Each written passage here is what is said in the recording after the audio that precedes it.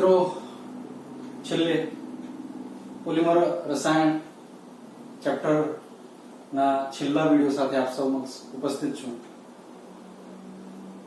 આજે આપણે એક બે નાના ટોપિક છે એના પૂરા કરીશું અને છેવટે આપણે આખા ચેપ્ટરનું જેને કહેવાય રિવિઝન અથવા તો જે કંઈ ભણ્યા છીએ એને એક વખત ફરીથી પ્રશ્ન સ્વરૂપે કેવી રીતે પૂછાય વગેરે જોઈ લઈશું.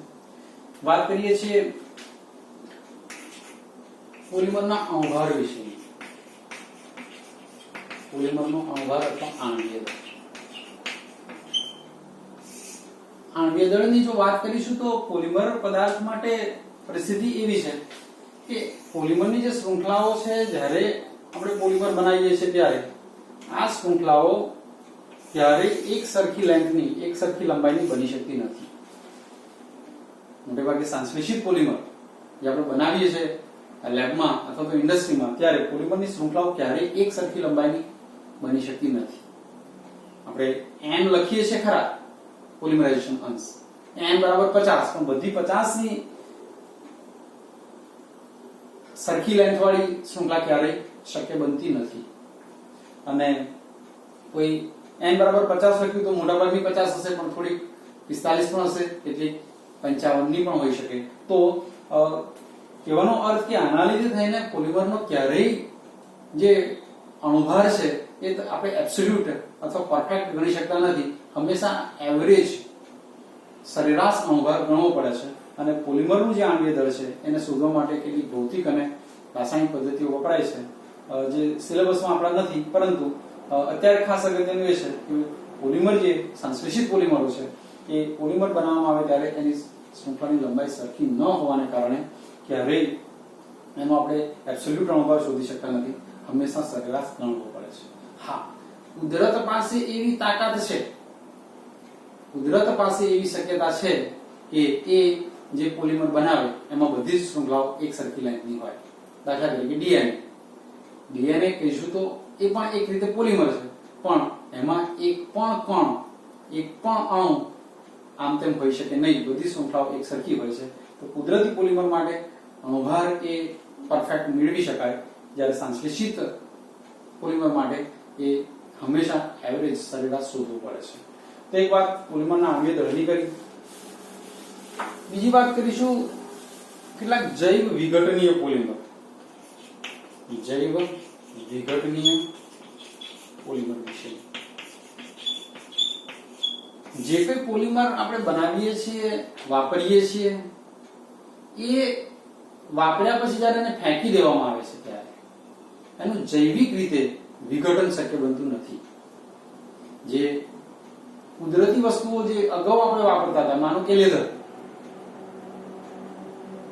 માનો કે લાકડું, પેપર, આ બધી વસ્તુનું જૈવિક રીતે વિઘટન થાય એટલે પ્રદૂષણ નથી કરતું. પણ જ્યારે પોલિમરની વાત કરીએ છીએ ત્યારે પોલિમરનું જૈવિક અણુઓ વડે વિઘટન થતું નથી. અને માટે થઈને તમે બધા જાણો છો સાયન્સના વિદ્યાર્થી તરીકે કે અત્યારના આ વિશ્વમાં પોલિમર અથવા પ્લાસ્ટિક પદાર્થોના વધારે પડતા વપરાશ અને એને ફેંકવાના લીધે તેને બહુ મોટી સમસ્યા ઉદ્ભવી રહી છે. અને એ જે સમસ્યા છે એ પ્રદૂષણની સમસ્યા પ્લાસ્ટિકને લીધે વધી રહી છે. જમીનમાં જાય છે, જમીનનું પ્રદૂષણ કરે છે, જમીનની ફર્ટિલિટી ઓછી કરે છે, ફળદ્રુપતા ઓછી કરે છે. પાણીમાં નાખો છો, પાણીનું પ્રદૂષણ કરી દે છે. સળગાવો છો, હવાનું પ્રદૂષણ કરે છે. એટલે પોલિમર હંમેશા એ પ્રમાણે જૈવિક રીતે વિઘટન ન પામતા હોવાને કારણે પ્રદૂષણ કરે છે. આના વિકલ્પ તરીકે કેટલાક જૈવ વિઘટનીય પોલિમરનું સંશોધન કરવું પડ્યું. અને એ પોલિમર એના જે ક્રિયાશીલ સમૂહ છે, એમાં જે રિપીટિંગ યુનિટમાં જે ક્રિયાશીલ સમૂહ આવે એ આવા C+O જેવા અથવા તો C+ONH જેવા જે કુદરતી પોલિમરમાં હોય છે એવા જ હોય છે. અને માટે થઈને આ એસ્ટર અથવા તો એમાઇડ વર્ગના જો કેટલાક પોલિમર બનાવવામાં આવે તેમનું જૈવિક રીતે વિઘટન થઈ શકે. તો અત્યારની જે વિશ્વની સમસ્યા છે એ દૂર કરવા માટે પોલિમરનો વિકલ્પ, પોલિમર જેવા ગુણધર્મો પણ હોય અને સાથે એને ફેંકી દઈએ ત્યારે જૈવિક રીતેનું વિઘટન પણ થઈ શકે એવા બે પોલિમર સમજવાના છે. અને એમાં સૌથી પહેલું છે PHBV. PHBV પોલીહાઇડ્રોક્સી ब्यूटरेट को बीटा हाइड्रोक्सी वैलेरेट,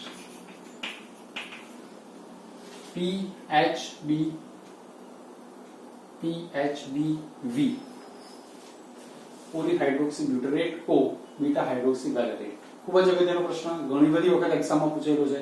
PHBV બનાવટ અને ઉપયોગ સમજાવો. તો PHBV ની બનાવટ માટે બે મોનોમર લઈશું અને એ છે બીટા હાઇડ્રોક્સી બ્યુટેરિક એસિડ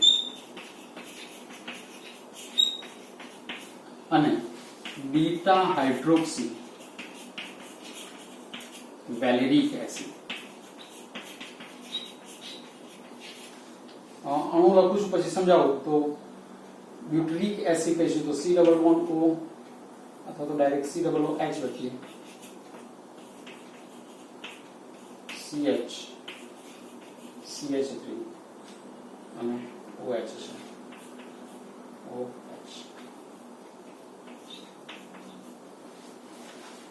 આ કાર્બોનિલ કાર્બન, આ આલ્ફા કાર્બન, આ બીટા કાર્બન. બીટા ઉપર OH છે એટલે બીટા હાઇડ્રોક્સી, 1 2 3 4 કાર્બન છે એટલે બ્યુટરિક એસિડ. એને તમે 3 હાઇડ્રોક્સી બ્યુટેનોઇક એસિડ પણ કહી શકો. 3 નંબર ઉપર OH હોવાથી 3 હાઇડ્રોક્સી બ્યુટેનોઇક એસિડ. એવું જ છે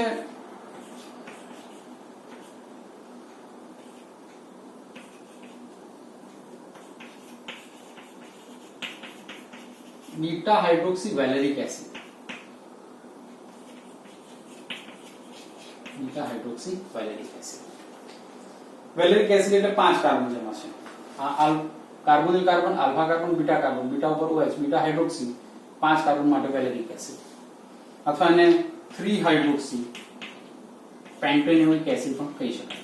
3 હાઇડ્રોક્સી પેન્ટેનોઇક એસિડ. આ બે વચ્ચે પ્રક્રિયા થશે, સંઘનન પોલિમરાઇઝેશન પ્રક્રિયા થવાની અને દરમિયાનમાં જે અણુ બનશે એમાં અહીંથી માનો કે OH ગયો, અહીંથી H ગયો. પહેલા તો બે ને જોડું છું પછી તમને આખી શૃંખલા બતાવો. અહીંથી OH, H દૂર થશે, H2 દૂર થયો, OH ત્યાંથી શરૂઆત કરું છું, OH, CH, CH3, CH2, C double bond O, O, CH, CH2, CH3, CH2, C double H, OH, CH, CH3, CH2, C double bond O. અહીંથી OH ગયો માટે C double bond O, અહીંયા O હતું, O અને આ આખો ભાગ.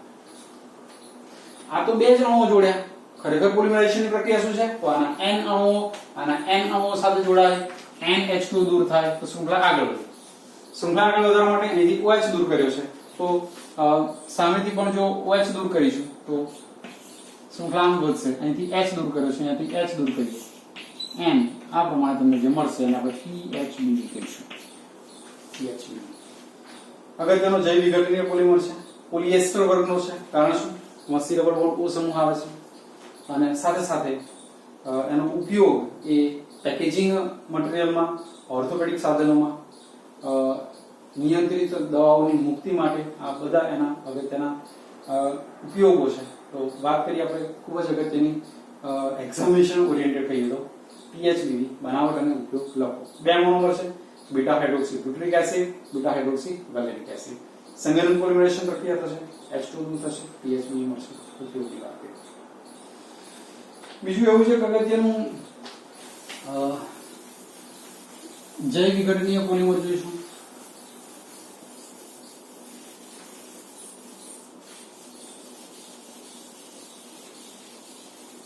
અને એ છે નાયલોન 2 નાયલોન 6. નાયલોન 2 નાયલોન 6 આમાં C double bond O NH સમૂહ છે, એમાઇડ વર્ગનું છે, પોલીએમાઇડ વર્ગનું આ તમે કહી શકો. નાયલોન 2 નાયલોન 6 માટે ગ્લાયસિન મોનોમર છે અને બીજો છે amino caproic acid. Amino caproic acid. Glycine કહીશું તો અહીંયા CH2, C double bond OH, NH2 આ છે ગ્લાયસિન. સામે એમિનો કેપ્રોઇક એસિડ તો NH2, CH2 5, C double OH આ છે એમિનો કેપ્રોઇક એસિડ. એમિનો અને આ કેપ્રોઇક એસિડ, આ છે ગ્લાયસીન. આ બે વચ્ચે સંઘનન પોલિમરાઇઝેશન પ્રક્રિયા થશે. અહીંથી OH, અહીંથી H ને દૂર કરો તો NH2 દૂર કર્યું ને, NH2 CH2 C double bond O NH CH2 5 C double O H. પોલિમરાઇઝેશનની પ્રક્રિયા જાણો છો, એના N અણુ અને N અણુ સાથે પ્રક્રિયા કરે, NH2 દૂર થાય, શૃંખલા આગળ વધે. અહીંથી H દૂર કર્યો તો આમાંથી H દૂર થાય, આ બાજુથી OH દૂર કરો, N નાયલોન 2 નાયલોન 6 પોલિએમાઇડ વર્ગનો જૈવ વિઘટનીય પોલિમર છે. તો મિત્રો આની સાથે આપણે આ ચેપ્ટરને કમ્પ્લીટ કરીએ છીએ. જો ચેપ્ટરનું ઝડપથી કેટલાક મુદ્દા વિશેની વાત કરી લઈએ તો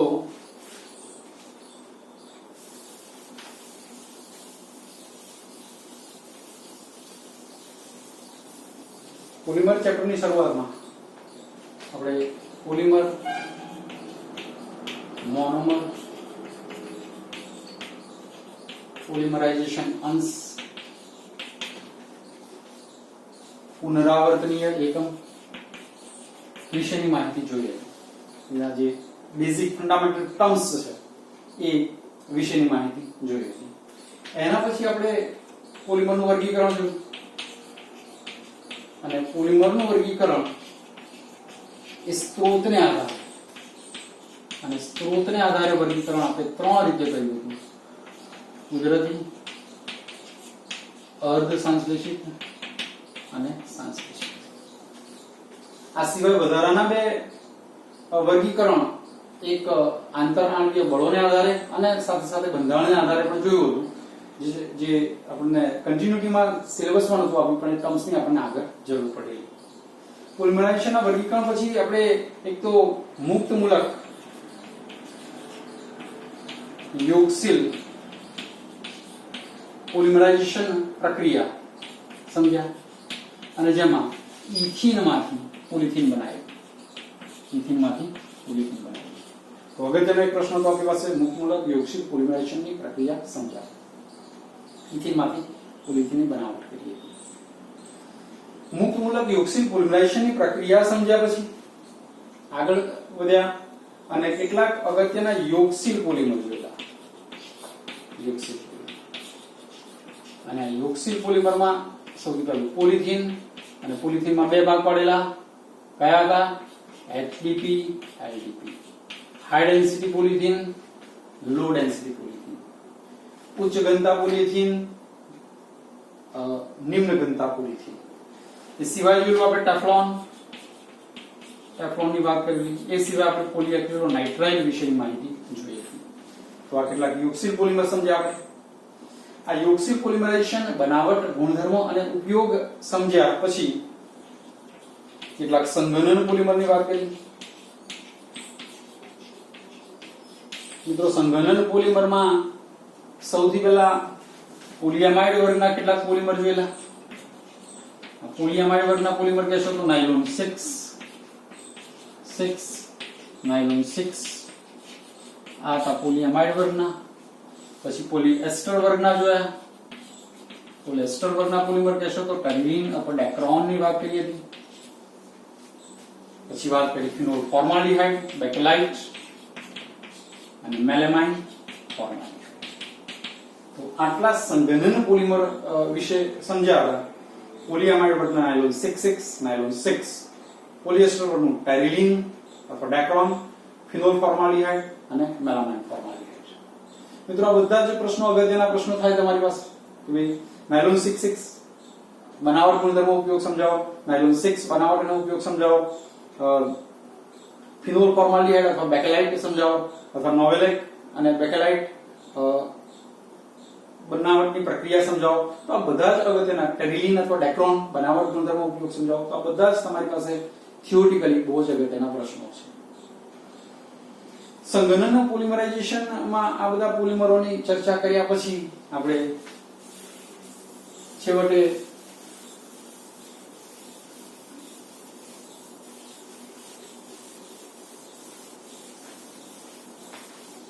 રબર વિશેની માહિતી જોઈ. રબરમાં આપણે ત્રણ બાબતો જોઈ. કુદરતી રબર,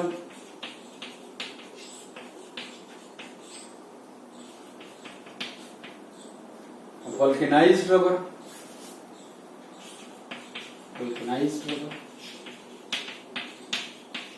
અને ત્રીજું જોયું સંશ્લેષિત રબર.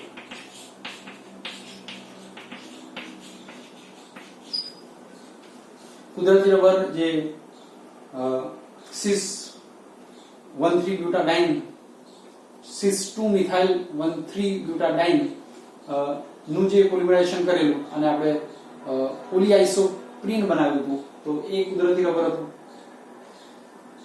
આમાં સલ્ફર ઉમેરી અને આપણે એને સખત બનાવ્યું, વલ્કેનાઇઝ રબર બનાવ્યું. સંશ્લેષિત રબરમાં કેટલાક અગત્યના જોઈએ તો યુના N, યુના S અને નિયોપ્રીન અથવા પોલિફ્લોરોપ્રીન જોયા હતા. આ રબર વિશેની માહિતી સમજ્યા પછી આપણે આગળ વધ્યા અને રબર પછી આપણે જૈવ વિઘટનીય પોલિમર વિશેની વાત કરી, એનું કારણ પણ સમજ્યા. આજના જ વિડીયોમાં આપણે જૈવ વિઘટનીય પોલિમર વિશે સમજ્યા કે પોલિમર નો વપરાશ વધ્યો પણ મુશ્કેલી શું નડી, તેનું વિઘટન થતું નથી, પ્રદૂષણ કરે છે. અટકાવવા માટે કેટલાક એવા પોલિમરનું સંશોધન હવે પછીનો સમય એવો આવશે કે આપણને પોલિમર પ્લાસ્ટિક વગર ચાલે એમ નથી, પ્રદૂષણ ન કરે એવા પોલિમર કેટલાક બનાવીએ.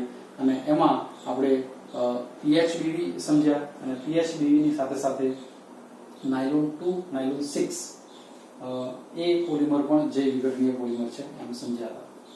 તો મિત્રો આ પ્રમાણે જોઈએ તો પોલિમર જે ચેપ્ટર ની વાત કરીએ છીએ તો લગભગ 5 માર્ક નું આ ચેપ્ટર થાય અને એ 5 માર્કમાં જે પેપરની બ્લુપ્રિન્ટ છે એ પેપરની બ્લુપ્રિન્ટના એકોર્ડિંગ એમાંથી શોર્ટ ક્વેશ્ચન અને 2 કે 3 માર્કનો લોંગ ક્વેશ્ચન પૂછાય. અને એ જે લોંગ ક્વેશ્ચનની વાત છે એ પ્રશ્નો જો વિચારીએ તો મોટે ભાગે જુઓ તો બનાવટ ગુણધર્મનો ઉપયોગ. મિત્રો આ જે ચેપ્ટર છે એમાંથી 2 માર્કનો જે પ્રશ્ન આવશે એ નાયલોન 6 બનાવટ ઉપયોગ સમજાવો અથવા નાયલોન 6 બનાવટ ગુણધર્મનો ઉપયોગ સમજાવો અથવા ટેરિલિન, ડેક્રોન અથવા કુદરતી રબર એની મર્યાદા, વલ્કેનાઇઝ્ડ રબર અથવા સંશ્લેષિત રબર અથવા PHBV આવામાંથી કોઈ પ્રશ્ન હોવાનો લોંગ ક્વેશ્ચનની વાત કરું છું.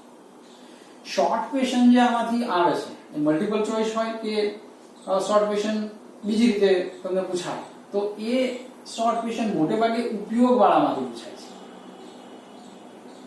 દરેક પોલિમરની એની ચોક્કસ લાક્ષણિકતાને આધારે એનો ચોક્કસ ઉપયોગ છે. જેમ કે પોલીએક્રિલોનાઇટ્રાઇલ જોશો તો આની ગુણધર્મને આધારે એનો ઉપયોગ એ ઊન જેવા રેસા બનાવવા માટે, કુદરતી ઊનની અવેજીમાં તો પોલીએક્રિલોનાઇટ્રાઇલ જ વાપરી શકાય, ત્યાં પોલિસ્ટાઇરીન ના ચાલે, ત્યાં પોલિનાઇટ્રાઇલ ના ચાલે. તો દરેક જે પોલિમર છે એ પોલિમરને ની ચોક્કસ લાક્ષણિકતાને આધારે એનો ચોક્કસ ઉપયોગ છે. તો એ ઉપયોગ આધારિત એક શોર્ટ ક્વેશ્ચન તમને ચોક્કસથી પૂછાય છે. ત્યારે પ્રશ્ન પૂછાય છે મોટે ભાગે ઘણી બધી વખત પ્રશ્ન પૂછાય જે રબર ટાયર પર્પઝ માટે રબર વપરાય છે તો એ ટાયર પર્પઝના રબરમાં કેટલા ટકા સલ્ફર હોય? 5% સલ્ફર તમે જાણો છો. PHBV નો ઉપયોગ તમે જાણો છો તો પેકેજિંગ મટીરીયલ માટે આનો ઉપયોગ કરીએ છીએ આપણે, નિયંત્રિત દવાઓની મુક્તિ માટે એનો ઉપયોગ કરીએ છીએ, કેટલાક ઓર્થોપેડિક સાધનો વગેરે માટે એનો ઉપયોગ કરવામાં આવે છે. તો આવા કેટલાક શોર્ટ ક્વેશ્ચન્સ પણ પૂછી શકાય. એક લોંગ ક્વેશ્ચન તરીકે તમને પૂછાય એવું મુક્ત મૂલક યોગશીલ પોલિમરાઇઝેશન પ્રક્રિયા પણ ખરું. તો આ બધા કેટલાક અગત્યના પ્રશ્નો તમે રેગ્યુલરમાં પણ સમજ્યા છો, વિડીયોને 2-3 વખત જોશો. સાથે સાથે ખાસ અગત્યની વસ્તુ મિત્રો એ છે કે એ જે રિએક્શન છે, માનો કે આપણે PHBV બનાવ્યું, PHBV માટેના જે મોનોમર હતા આપણી પાસે beta hydroxy butyric acid, beta hydroxy valeric acid, અહીંયા અમે પ્રક્રિયા લખી તમે જોઈ અને સરળ લાગી. પણ મિત્રો એ જે પ્રક્રિયા છે એની પ્રેક્ટિસ નહીં કરો તો એક્ઝામ ટાઈમ તમને અગવડ પડવાની. એટલે જે રિએક્શન્સ છે એ રિએક્શન્સ ને 2, 3, 4 વખત જેટલી વખત વધારે શક્ય બને એટલી વધારે ને વધારે વખત લખીને તૈયારી કરો. તો 5 માર્કનું આ ચેપ્ટર એવું છે કે તમને આમાંથી પૂરા 5 માર્ક મળી શકે. શોર્ટ ચેપ્ટર છે, સરળ ચેપ્ટર છે, મજા આવે એવું ચેપ્ટર છે, અને એ ચેપ્ટરમાં જો 2-3 વખત પ્રક્રિયા વગેરે લખી અને તૈયારી કરશો તો આમાંથી પૂરા માર્ક તમે મેળવી શકશો. તો અહીંયા આપણે પોલિમર ચેપ્ટરને કમ્પ્લીટ કરીએ છીએ. નેક્સ્ટ વિડીયોમાં આપણે નવું ચેપ્ટર જોવાના છીએ. તો પણ કહેવાનો અર્થ કે પોલિમર ચેપ્ટર માટેની તૈયારી એ પ્રમાણે કરશો. જેવો પણ તમને સમય મળે છે તો તમારી પાસે તમને નોટ્સ પણ આપવામાં આવે છે. એ નોટ્સ તમારી પાસે તમારું રેફરન્સ મટીરિયલ પણ હોઈ શકે. તમારી પાસે બહુ જ અગત્યનું તો હંમેશા કહું છું કે ભાઈ ટેક્સ્ટ બુક તમારી પાસે છે, એનો ઉપયોગ કરો અને તૈયારી સાથે સાથે કરતા જાઓ. તો અહીંયા આપણે પોલિમર ચેપ્ટરને કમ્પ્લીટ કરીએ છીએ, એનું રિવિઝન પણ કર્યું, અને હવે પછીના વિડીયોમાં આપણે નવું ચેપ્ટર જોઈશું. Thank you very much.